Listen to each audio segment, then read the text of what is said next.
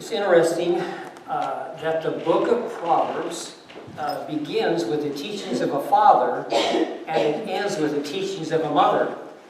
I don't know if you're aware of that or not, but it tells us something that's important, and that is that the primary place of learning takes place in the home. It's not in the school. It's not through the teachers. It's not through the pastor. It's not through rulers or people high up in authority, or it's not through great philosophers that sometimes people put their confidence and trust in. But it's in a position that God has designed that sacred responsibility to be given to mothers to be one of the primary influences within the life of their children. And it's an amazing thing. We look at, as godly people, as godly mothers, we look at basically three things that are so important. And that first one is to lead the children into the fear of the Lord, into the focus of reverence, into the focus of relationship with Jesus Christ. The second thing is so important, and that is to correct them and discipline them. You know, it says if you don't love them, you won't discipline them.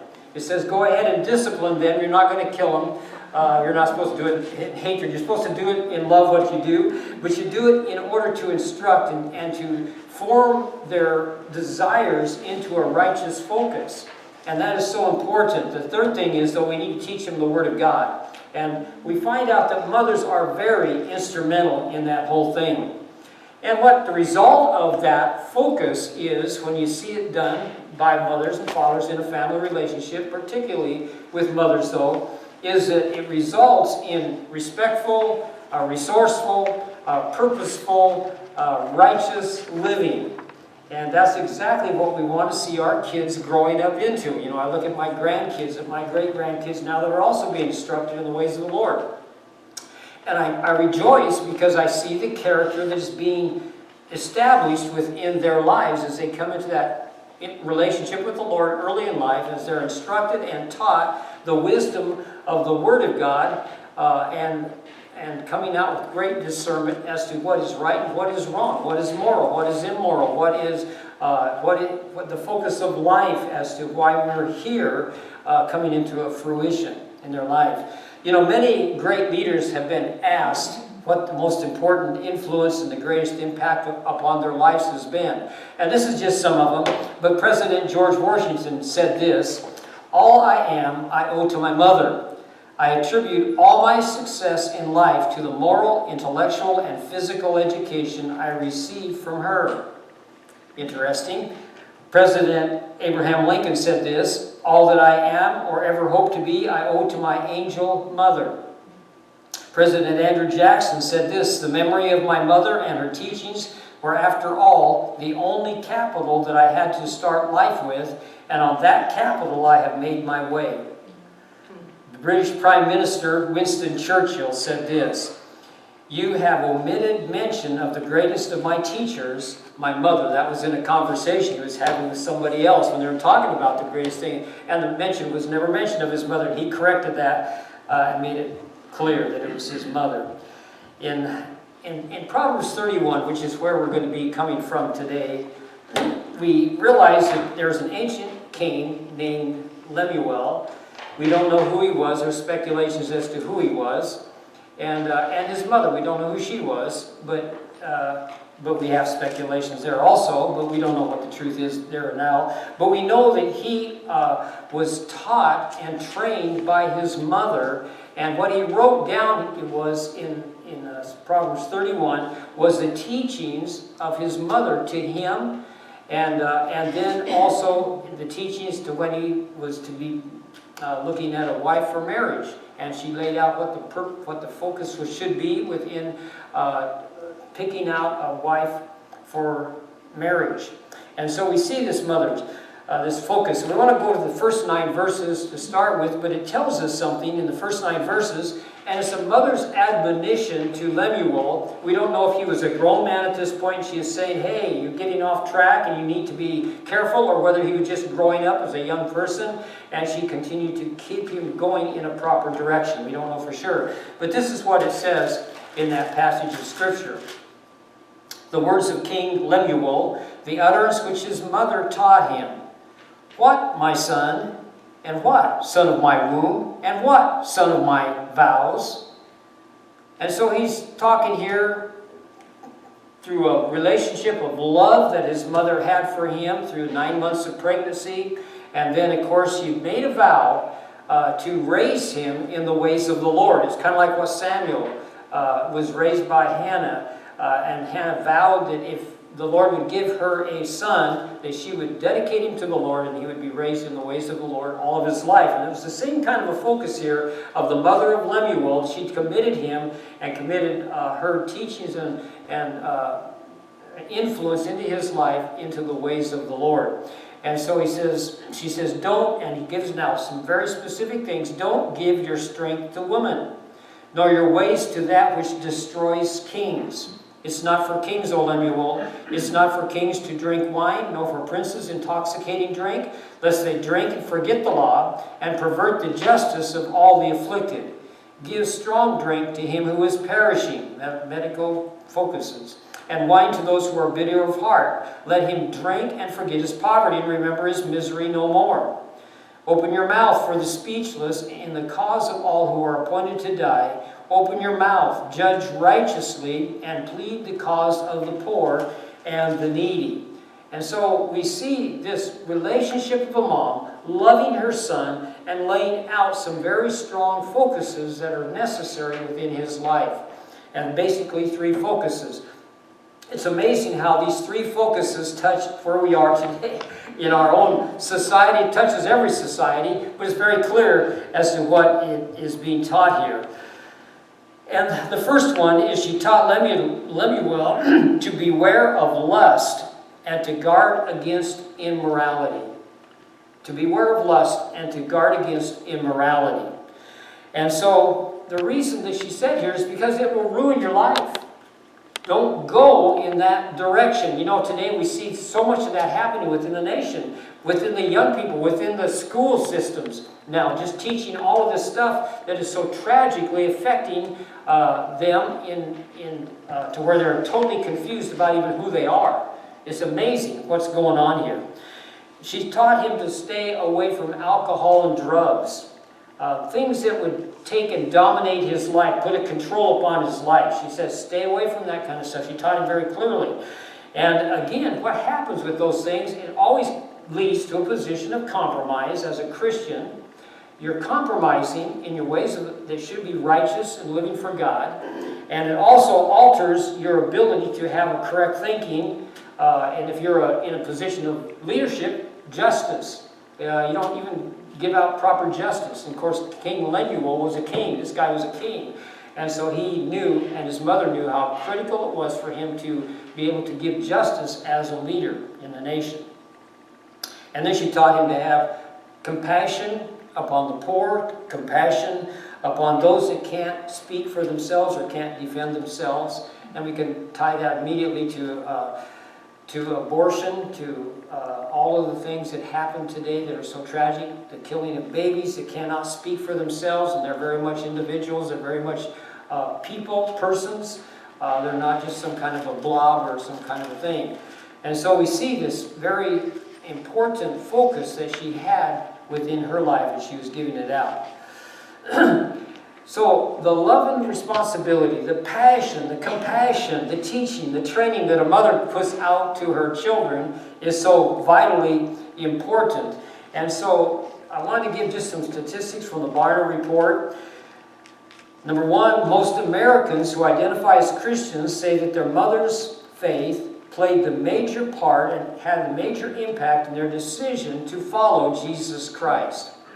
Isn't that interesting? My grandmother was the one that prayed through on me and gave Marilyn confidence that I was going to be turned around. A few years later, I got turned around. But it gave Marilyn some confidence because Marilyn thought she married a wonderful Christian guy. She found out she hadn't married a Christian guy at all. And so things had to be turned. But my grandmother faithfully prayed, never saw it happen because she died from leukemia before that ever took place, but she prayed through on me and told Marilyn, John's going to make it. He's going to come through.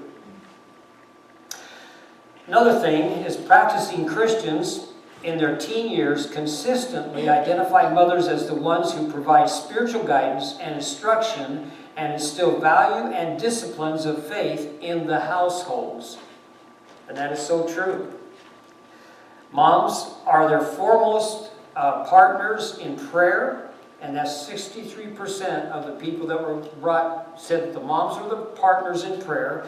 The second thing they said, in conversations about God, it was 70%.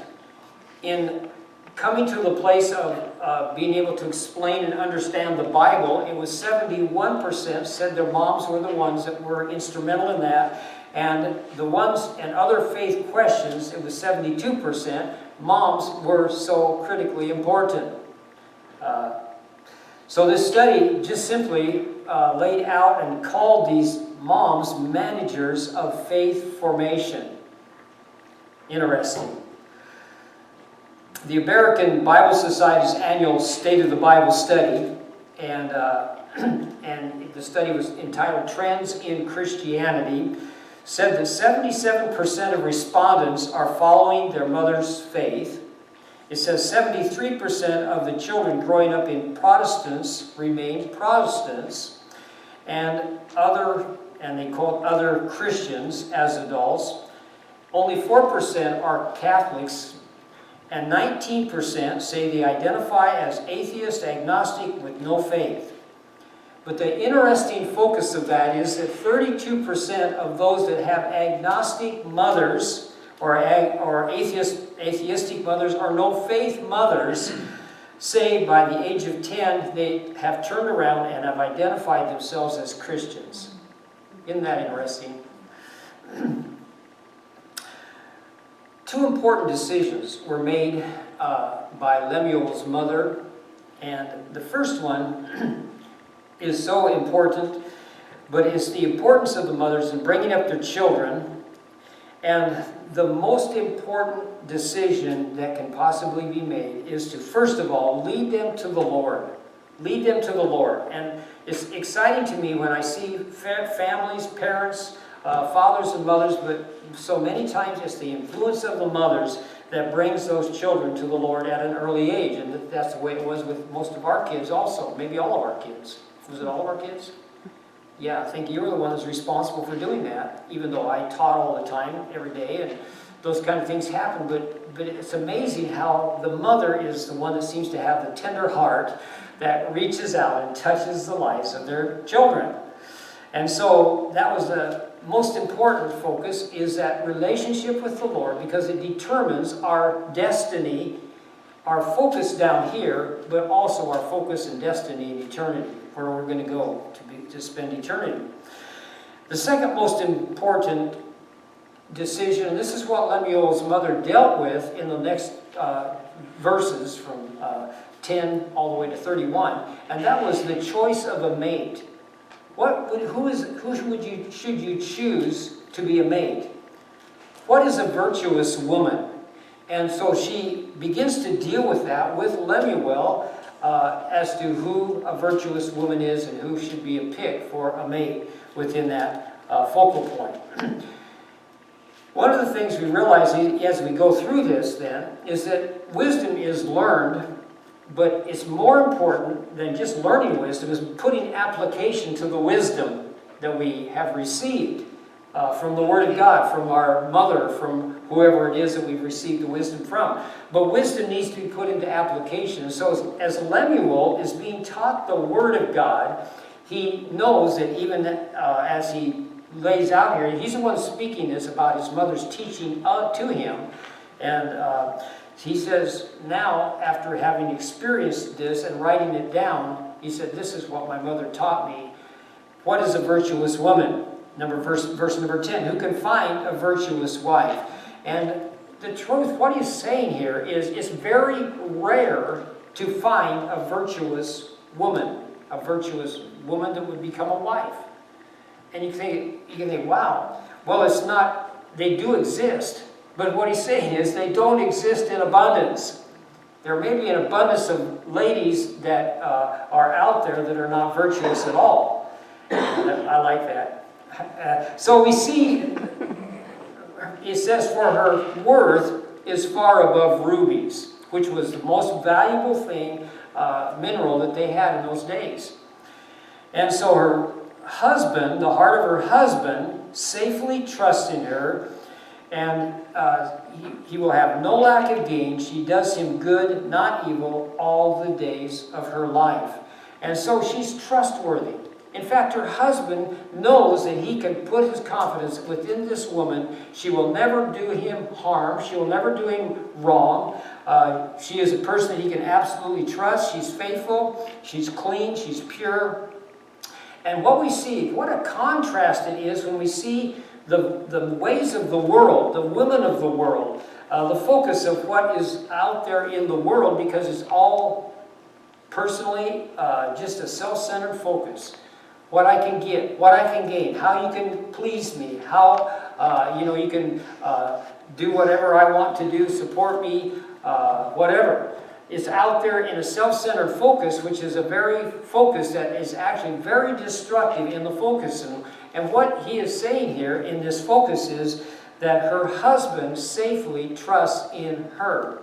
He's confident. He doesn't have to worry about whether she's going to be looking at other guys or trying to seduce other fellas or trying to do any of that kind of stuff at all. It's not there. And that's what he's saying, is a virtuous woman. And it's kind of like the treasure in the field in Matthew 13:44, where it talks about the guy that comes in and he's plowing the field and he hits a treasure right there. He realizes this treasure is worth more than anything that he could ever even begin to imagine. He goes out, he sells everything he has, and then he comes and he buys the field. Jesus Christ loves us to that very point. He left the glories of heaven. He left the treasure of heaven. He left the worship of heaven. He left all of that because he put his value upon his bride, the church, you and I. We're making up that bride. And he put his value down here. He came down here as a human being, suffered the persecution, suffered all kinds of defaming and everything you could possibly think of. And then, of course, they crucified him and he gave his life. He gave his life purposely in order to win his bride. And of course, this is an example of what we need to see as husbands laying their life down for their wife. But God has laid it down. He says, you are so precious, you are so valuable to me that I'm going to give my life in order to make you into what I want you to become. And he did that in our behalf. So this woman is a very beautiful, trustworthy woman that he's talking about here. Does him good, not evil, all the days of his life. 13, verse 13, she seeks wool and flax and willingly works with her hands. And she is like a merchant ship. She brings her food from afar. She also rises while it is yet night, provides food for her household and a portion for her maidservants. She considers a field. She buys it from her profits. She plants a vineyard. You can say, boy, wow. Is that even possible, to all that taking place? Well, I want to encourage you. You know, this was what Lemuel's mom was laying out for him to focus in on. And I don't know if he was married by the time he wrote this. He probably was. But this is the focus that she gave him, to look for a woman that had these qualities. So what we're looking at is she is exclusively dedicated to her husband and to her household. She is very much committed to all of those things. She's delighting and finding pleasure in her work at home. She is finding bargains. She is searching out to get the best buys. She is going to the farmer's market. You know, she's doing whatever is necessary in order to provide for the family in a way that is very good, very fulfilling and wonderful for that family. And she takes care of the family. She takes care of those that are there in the home. And then she even has ability to be sharp in financial situations and financial matters. And so we see that. And then in verse 17, it says, she girds herself with strength and strengthens her arms. She perceives that her merchandise is good, is quality, and her lamp does not go out by night. She stretches out her hands to the distaff, and her hands hold the spindle. And so here she is. She's so busy. You can look at that. But she is very diligent. It's like it says in Proverbs 6, it says, go to the ant, you sluggard. You know, whenever you're lazy or sluggard or lazy or, whatever. But it says, go to the ant.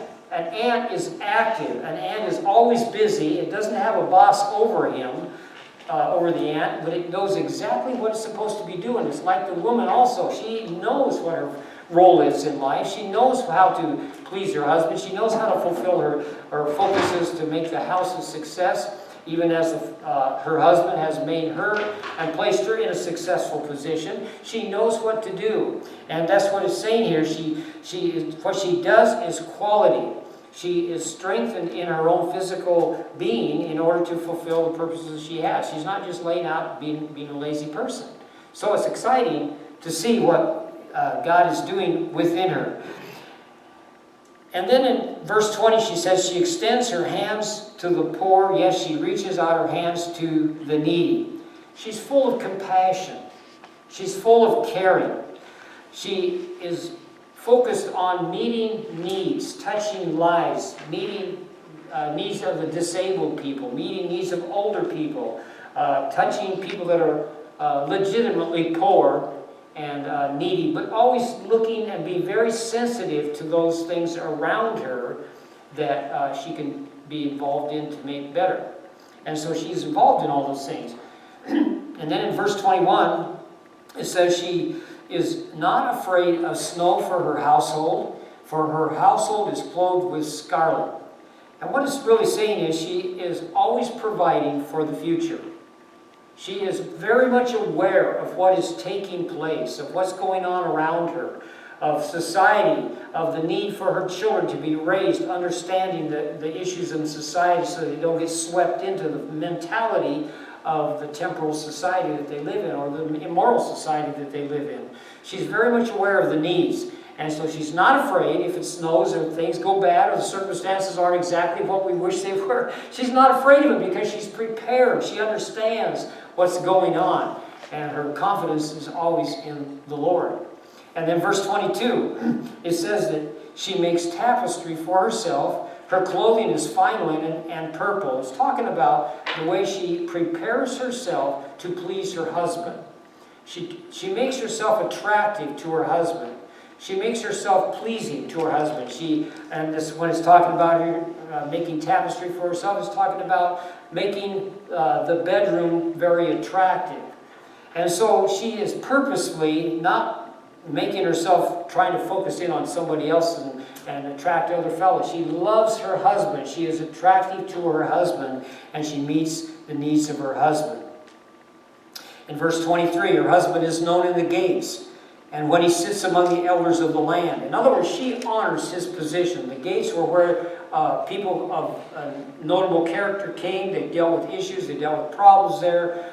Rulers came there. That's where they did a lot of judgments, bringing out discerning focuses to where right and wrong was established. All kinds of things took place in the gates. And what she is saying is she's honoring her husband, what his giftings are, his talents are, his position, whatever it is, and she's making her husband successful. And what I want to say again is if us husbands didn't have wives, good wives, we would be in trouble. And I think that every one of us would say, yes, that's true. And that's for you guys too, by the way, that are not married. So you need to make sure you grab a hold of this focus here. But as we look at the right focuses here, our wives fulfill the needs that we sometimes don't even recognize, but we do recognize sometimes after the fact, because it's just like my wife continually, she does things for me all the time. She's the only reason I have any success at all in the ministry that we have, is because of her ability to discern, her ability to even correct me in issues where it's interesting. One of the examples of that is one time when I write my notes out. It's very difficult to read my notes, by the way, in case you didn't know that. But she has to discern that, and so she has asked me a lot of questions sometimes about, what is this? What are you saying? I can't read the word here, you know. And to me it's perfectly clear as long as I know what I wrote. But my daughter, Karina, she was there, and so she saw her changing things on my outline. And she said to me, Dad, doesn't that make you angry that she's changing your outline? I says, no, she's making it better. She does what she does purposely, and I appreciate it because sometimes I kind of react against it because I think, oh, that's clear for me. She said, well, it's not going to be clear to the people that are listening or reading your outline. They're not going to understand it. It's going to give them a wrong message. And I said, okay. So we worked through it. But that's important. Husbands and wives are different, but they have the different giftings, and they're given so that they can have a complementary focus towards each other and bring about a beautiful unity in the relationship that they have. You get someplace when you have unity, and that's what we need. And when you have two people tied together, and then a threefold cord says is not easily broken, when Jesus is in the process in the midst of that, you got something that's powerful. And it's going to make sure, you're going to make sure things are going to go right. He's going to make sure they will. And so her husband is known in the gates. And then she makes, verse 24, she makes linen garments and sells them and supplies sashes for the merchants. And so she helps her family. She has an ability to earn money. And most of the time it comes right out of the home, making things, selling things, whatever it is. But she has an ability to benefit the family if the need comes together in that area. And so she has that ability. And so verse 25, strength and honor are her clothing. She shall rejoice in the time to come. She opens her mouth with wisdom. She's not a gossip. She's not a slanderer. She controls her mouth, her tongue. And on her tongue is the law of kindness. She speaks edifying things. She speaks things that lift up and encourage. She watches over the ways of her household. She's alert to what is happening within the family situation. She's alert to every one of her kids. She's alert to the husband's needs. She's alert to the whole family relationship. And she works to bring unity and a solving of the issues in those areas. And so she watches over the ways of her household, does not eat the bread of idleness. And so when we see this beautiful focus, being her life is a strong testimony of who she is. And it's a testimony to the whole family. It's a testimony to others also. But it's a testimony of her character. You know, it's not the outward beauty that is the focus of life, because that is a fading focus, believe it or not. We like to have that outward beauty in our life, but that is not the focus. The character, that is the inner person, that is the beauty, and that is what also creates the outward beauty. And so when we begin to see the character of a person, the character of a woman being so beautiful, I'll tell you something, you can take a beautiful woman physically that is so hardened by sin, so hardened, and you can see it in her face, you can see it in her attitudes, in her mindsets. You don't even want anything to do with that person. And yet you take a person that's just so kind, so soft, and you know that the character of that person is so beautiful, it's so attractive, and you're drawn to it. And so the result of this is, verse 28, her children rise up and call her blessed. Isn't that amazing?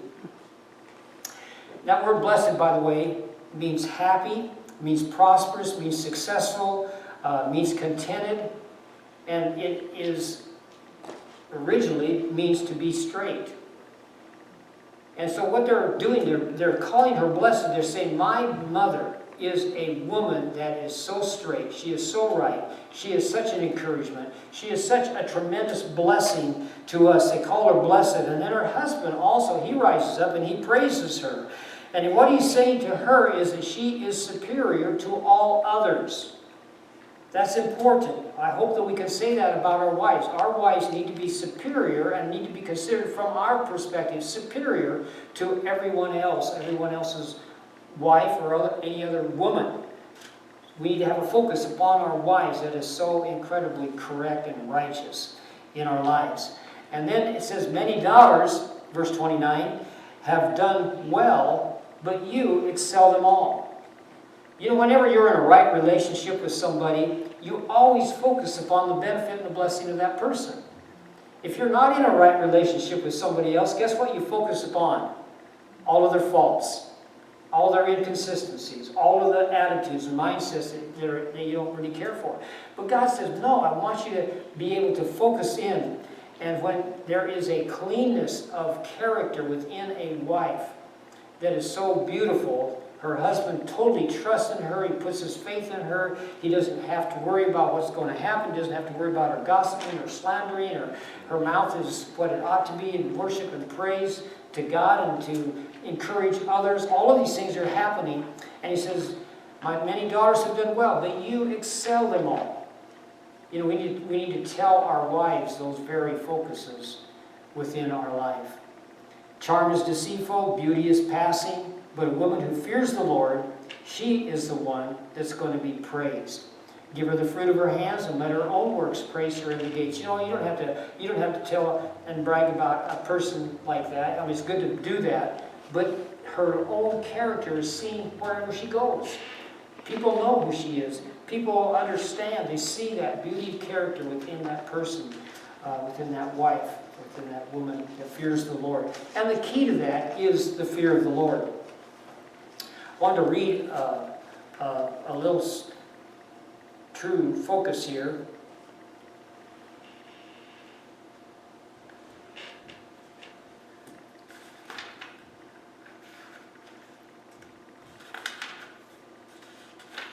Hang on a second, I'll find it.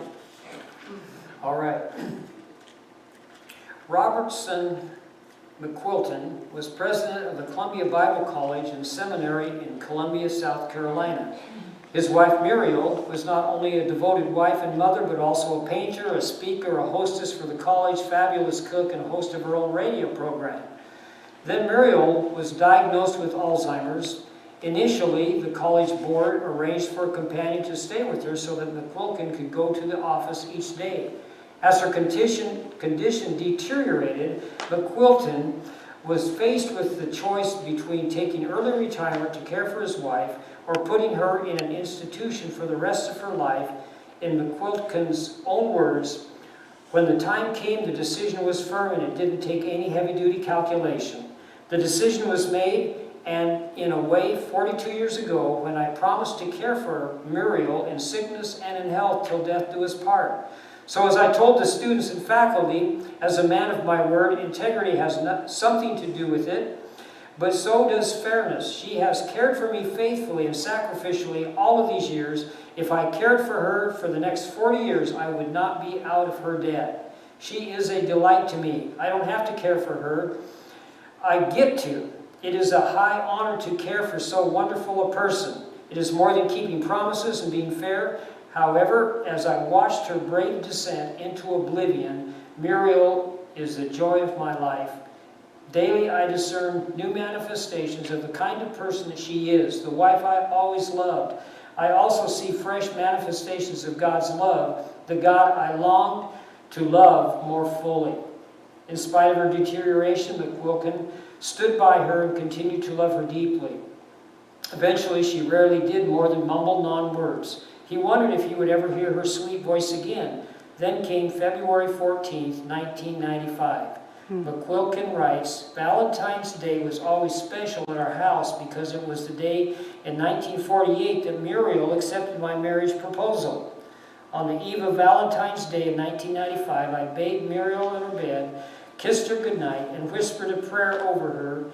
Dear Jesus, you love sweet Muriel more than I, so please keep my beloved through the night. May she hear the angel choirs. The next morning I was pedaling on my exercycle at the foot of her bed, and while Muriel slowly emerged from sleep, I dipped into memories of some of the happy lovers' days long gone. Finally she popped awake, and as she often did, smiled at me. Then for the first time in months, she spoke, calling out to me in a voice clear as a crystal chime, love, love, love. I jumped from my saddle and ran to embrace her. Honey, you really do love me, don't you? Holding me with her eyes and patting my back, she responded with the only word she could find to express agreement. I'm nice, she said. You know, when you get right down to what's the conclusion of this whole focus of motherhood? Well, the conclusion is a godly wife and mother is priceless. She's incomparable. She's praiseworthy because of her fear of the Lord. And that is referring to her reverent, submissive relationship with the Lord.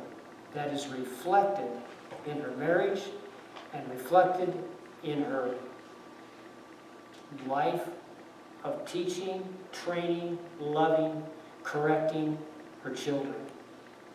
Out of that comes the focus and the power of womanhood, motherhood, because that is what raises godly leadership. So I want to encourage all of you mothers today. God has blessed you. God is using you, whether you're still have a mate or you've lost a mate, whether you're still raising children or have already raised children, maybe raising grandchildren and great-grandchildren. Whatever it is, your influence is so much needed, is so powerful, is so critical in our time and the day that we live in. To see godly mothers and godly fathers too, but godly mothers raising godly kids. We need it so desperately within our nation. We need that now, at this time, so desperately. And what God is saying, He says, the faithful, when you're faithful in the small things, you're going to be faithful in the big things. And that's where it comes from. It comes from that intimacy of relationship with God that produces the big picture.